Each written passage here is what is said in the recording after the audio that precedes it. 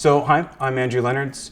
I'm a software engineer on a bioinformatics project called the iPlant Collaborative. And in the last 5 years, I've lost 105 pounds. I've paid off all of my debt.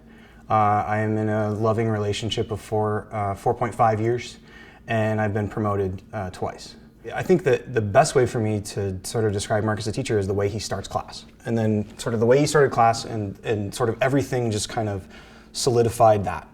And he explained, I think it was the Tibetan notion of love is, I want you to be happy.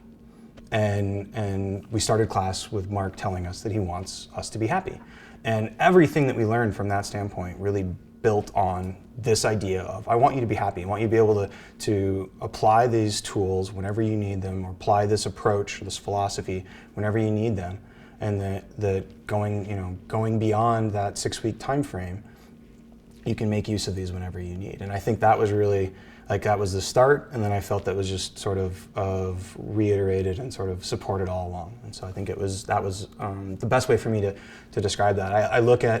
I look at Mark's perspective now, even going beyond, I've talked to Mark about, kind of ideas about what should I do beyond the class, what are ways for me to be able to continue to cultivate what I've started and things like that. And I really respect his opinion because of the interactions I've had with Mark in class. So I think it was just a phenomenal experience overall. I think it was interesting also, just neuroplasticity was one of the other things we had talked about in Mark's class. And I sort of feel like a living example of neuroplasticity. So, the last 5 years, not only has my outward appearance changed, interacting with me has totally changed. And so people will bump into me now, and not only do they not quite recognize me at times, they're like, oh wow, this is like a different person. It's also a cautionary tale, I think, neuroplasticity as a whole, from my perspective. So in 2010, I got real, try to sort of self-help savvy.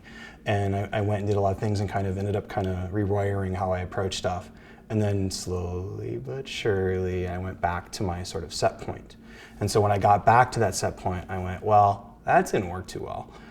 Let's figure out what would be a good way to get us back. And so I ended up in these sort of very, my girlfriend described them as cycles.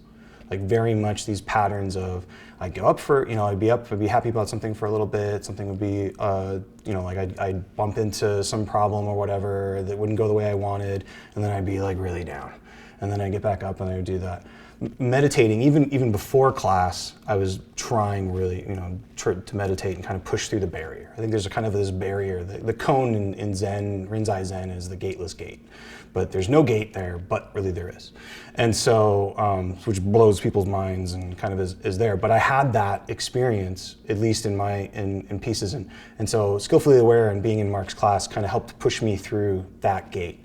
But yeah, so I can't really sort of put into words appropriately. I really enjoyed the experience overall, and I feel that I wouldn't have pulled all of the pieces together that I had already in me if I hadn't taken the class.